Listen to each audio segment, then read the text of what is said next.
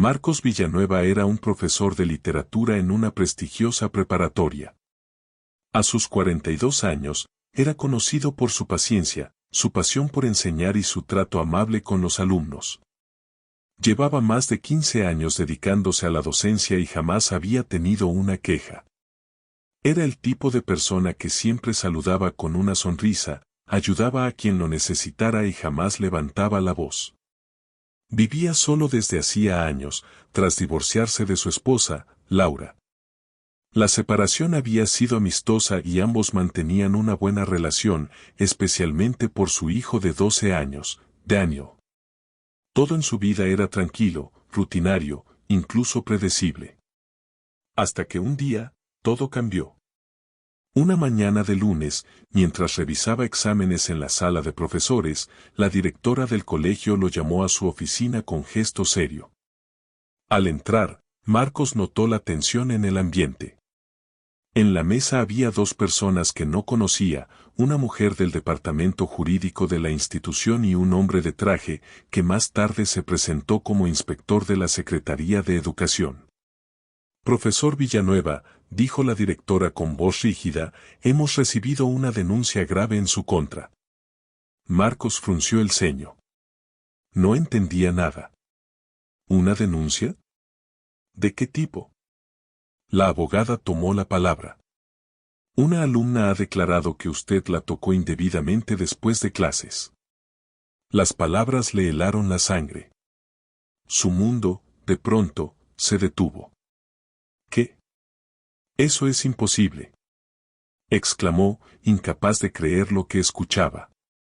Jamás haría algo así. Pero nada de lo que dijera en ese momento podía cambiar el curso de los acontecimientos. La noticia se filtró en cuestión de horas. Los alumnos comenzaron a susurrar, los padres exigieron explicaciones y las redes sociales hicieron el resto. En menos de un día, el nombre de Marcos Villanueva estaba en boca de todos. Alguien publicó su foto con el título, profesor acusado de abuso. Y aunque no había pruebas, las personas ya lo habían condenado.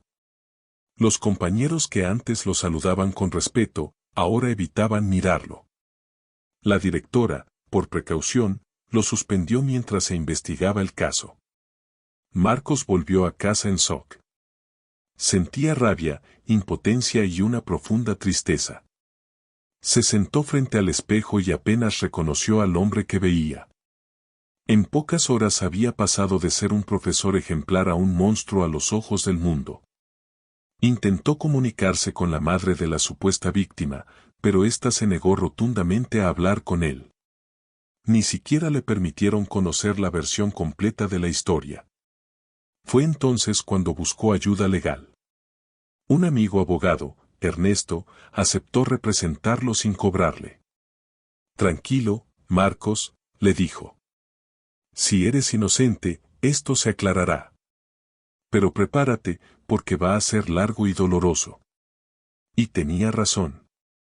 Las primeras semanas después de la acusación fueron un infierno para Marcos Villanueva. Cada día se sentía más solo. Ya no sonaban las risas de sus alumnos cuando entraba al aula, ni el saludo cordial de los colegas en los pasillos. Todo se había transformado en miradas esquivas, en murmullos que callaban apenas lo veían pasar. Incluso el barrio donde vivía comenzó a volverse hostil. Una tarde, al regresar del supermercado, encontró pintas en la pared frente a su casa, monstruo, abusador. Las manos le temblaron al ver su reputación hecha pedazos por palabras que no tenían sustento. Intentó mantener la calma, pero el insomnio lo consumía. Pasaba noches enteras repasando mentalmente cada una de sus clases, tratando de encontrar algo, cualquier gesto, que pudiera haberse malinterpretado. Pero no había nada. Lo sabía. Era inocente. Sin embargo, la sociedad no espera pruebas, solo exige culpables. Fue su amigo Ernesto, abogado de confianza, quien lo animó a resistir. Marcos, lo que te está pasando es grave, pero no estás solo. Hay formas de demostrar la verdad, aunque el proceso sea lento. Ernesto comenzó a revisar cada documento, cada horario, cada testimonio. Necesitaban construir una defensa sólida. El primer paso era conocer la versión oficial de la acusación. Cuando por fin obtuvieron el expediente, Marcos sintió un nudo en el estómago. Ahí estaba el nombre, Carla Méndez, 17 años, estudiante del 5º semestre.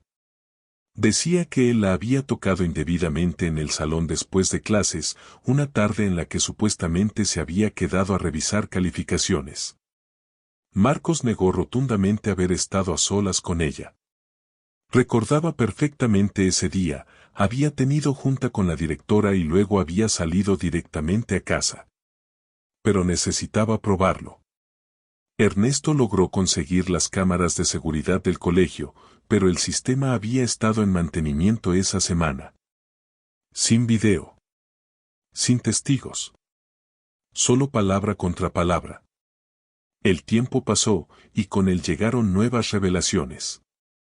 Un grupo de estudiantes comenzó a comentar en redes que Carla había tenido conflictos con varios profesores por sus bajas calificaciones. Una de esas publicaciones fue el primer rayo de luz. Una tarde, un mensaje anónimo llegó al correo del abogado. No puedo decir mi nombre, pero Carla lo inventó. Dijo que si el profe no la aprobaba, le arruinaría la vida. Lo escuché yo misma. Marcos leyó esas palabras una y otra vez, sintiendo que el corazón le latía con fuerza. Era una pista. Ernesto presentó una solicitud formal para entrevistar a varios compañeros de Carla. Entre ellos, un chico llamado Diego se mostró dispuesto a hablar. La reunión fue en un pequeño café lejos de la escuela. Diego era un joven nervioso, que miraba constantemente hacia los lados. Profe, yo no quería meterme en esto, pero, no puedo con la culpa, dijo con voz baja. Yo escuché cuando Carla le dijo a su amiga que iba a darle una lección porque usted no le subió la calificación. ¿Está seguro de eso, Diego? Preguntó Ernesto. Sí. Lo dijo en el baño, después del examen final. Se reía, decía que todos iban a creerle porque nadie duda de una chica llorando. Marcos se quedó en silencio. Una mezcla de rabia, tristeza y desolación lo invadió. No podía entender cómo alguien podía arruinarle la vida así, por un capricho adolescente. Diego aceptó declarar bajo juramento, aunque su testimonio era solo una pieza más. Se necesitaban pruebas sólidas. Durante semanas, Ernesto y Marcos revisaron publicaciones, mensajes, conversaciones y cualquier rastro digital que pudiera ayudar.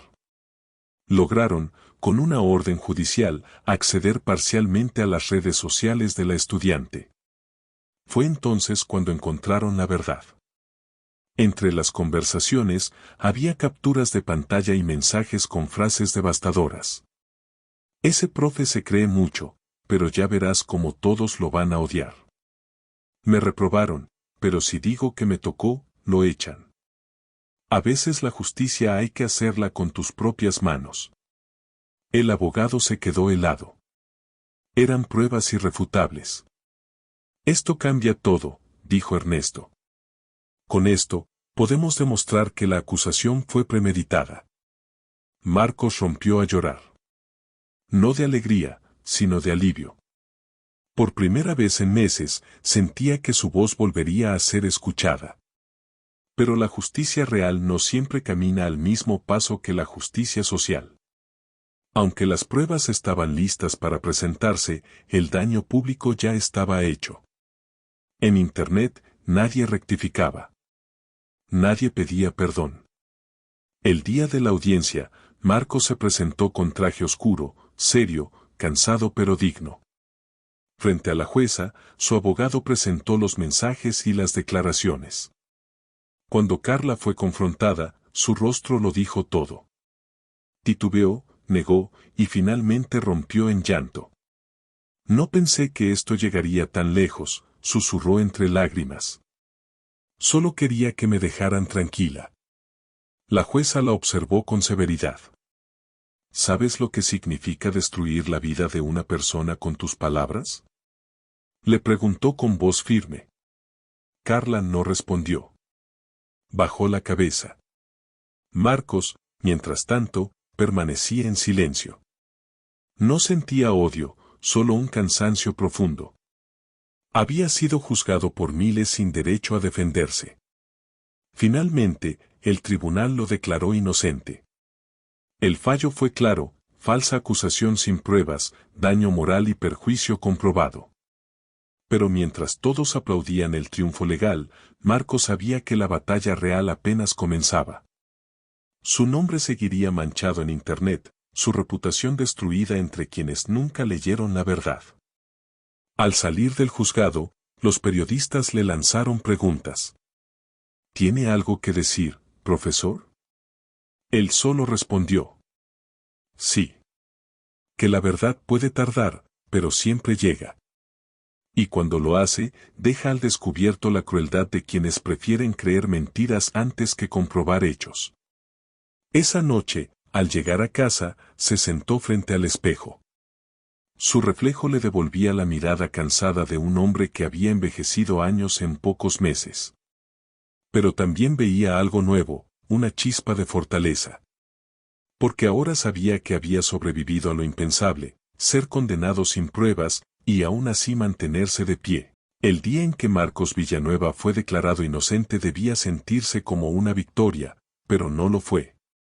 Afuera del tribunal, el cielo estaba nublado, y el murmullo de la gente sonaba como una tormenta que nunca terminaba. Los flashes de las cámaras lo cegaban, las preguntas de los reporteros lo perseguían, y aunque él intentaba mantener la compostura, dentro de sí solo había vacío.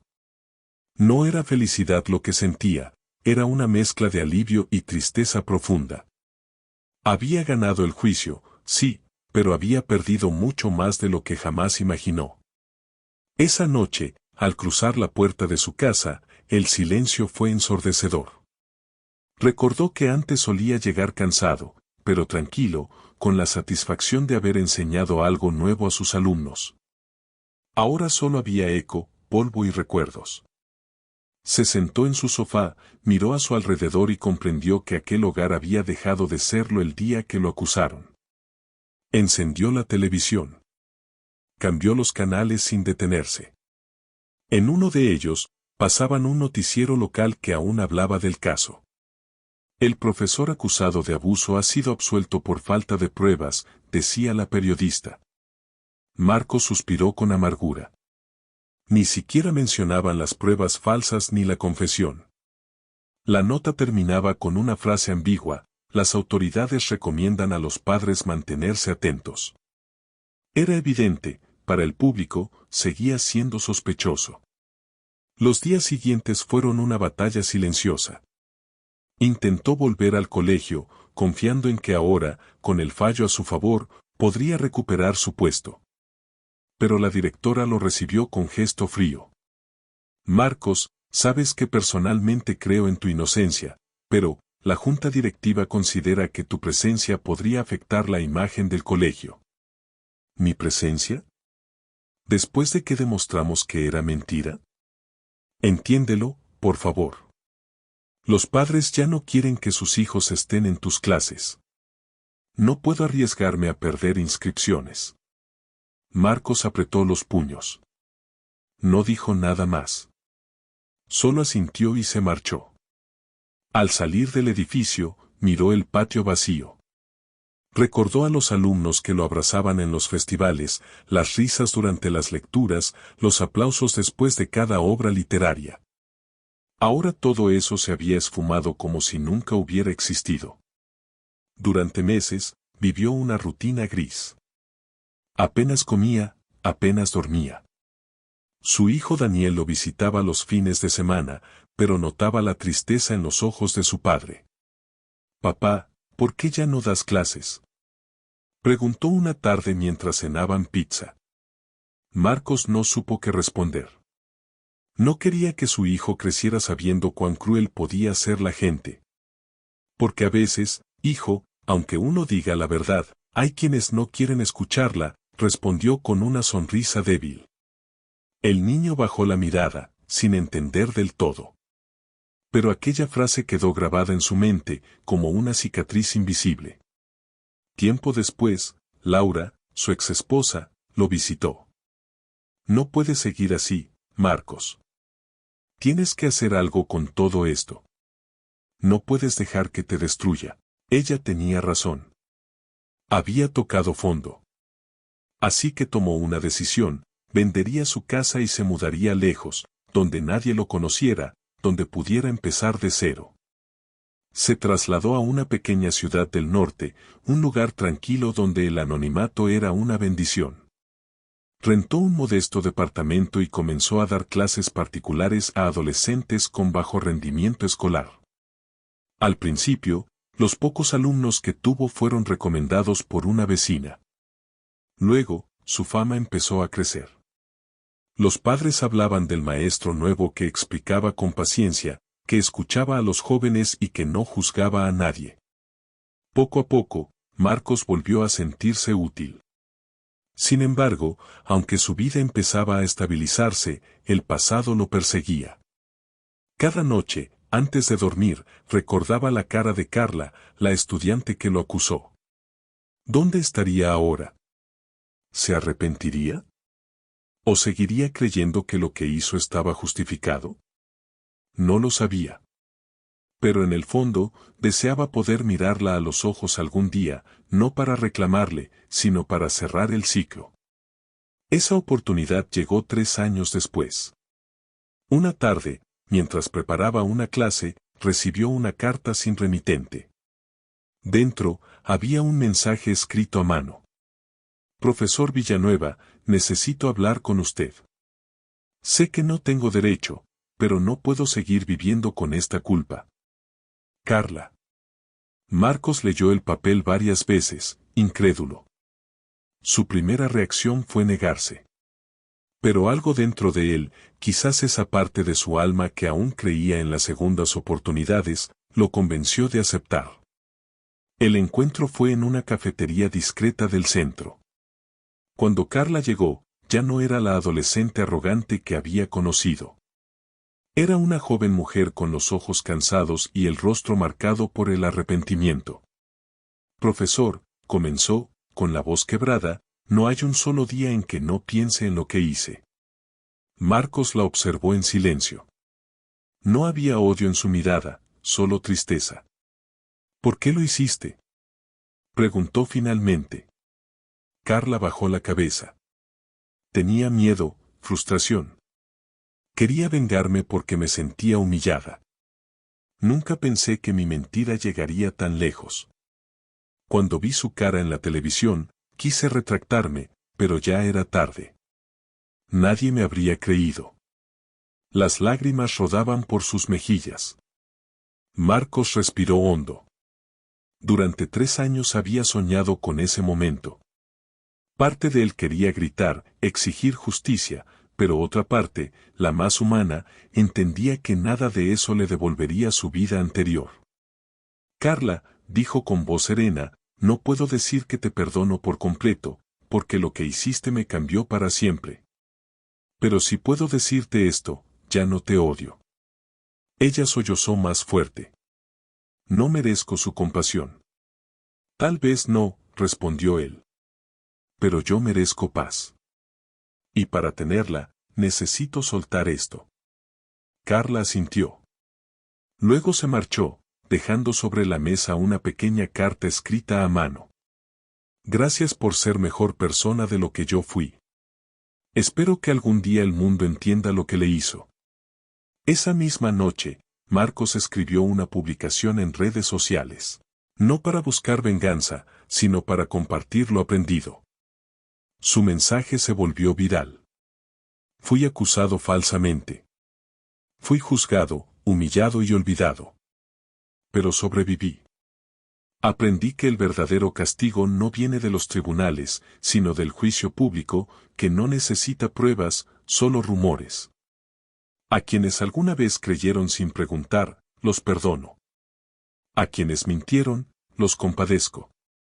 Y a quienes hoy están siendo señalados injustamente, les digo, no están solos. Miles de personas comenzaron a compartir su historia.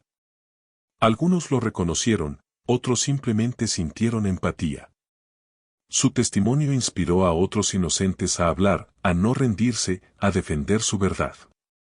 Marcos no recuperó su viejo trabajo, pero ganó algo más importante, dignidad. Con el tiempo, fue invitado a dar conferencias sobre ética, redes sociales y el impacto de las falsas acusaciones. Sus palabras no eran de venganza, sino de reflexión.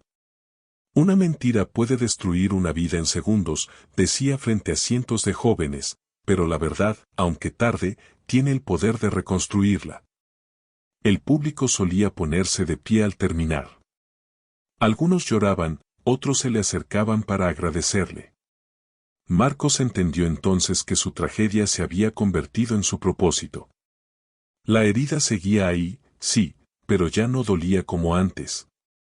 Era una cicatriz que le recordaba que incluso en el fango de la injusticia, el alma puede renacer. 3 años después, Carla, la joven que lo había acusado, buscó a Marcos. Llorando, le pidió perdón. Había intentado limpiar su conciencia después de ver cómo su mentira arruinó una vida. Marcos la escuchó en silencio. No la insultó, no le gritó. Solo le dijo: no hay disculpa que me devuelva los años que perdí. Pero espero que aprendas lo que tus palabras pueden causar. Ella asintió, avergonzada. Esa noche, Marcos escribió una carta que publicó en Internet. Se volvió viral. En ella decía: no temo a la verdad. Lo que temo es a una sociedad que prefiere creer antes que preguntar, juzgar antes que entender. Hoy me declaro libre, no porque me absolvieron, sino porque decidí perdonar. Y aunque el pasado nunca desapareció del todo, su historia se convirtió en un símbolo de esperanza para quienes han sido injustamente señalados. Marcos entendió, finalmente, que a veces la redención no llega cuando todos creen en ti, sino cuando tú mismo decides creer que tu vida aún vale la pena.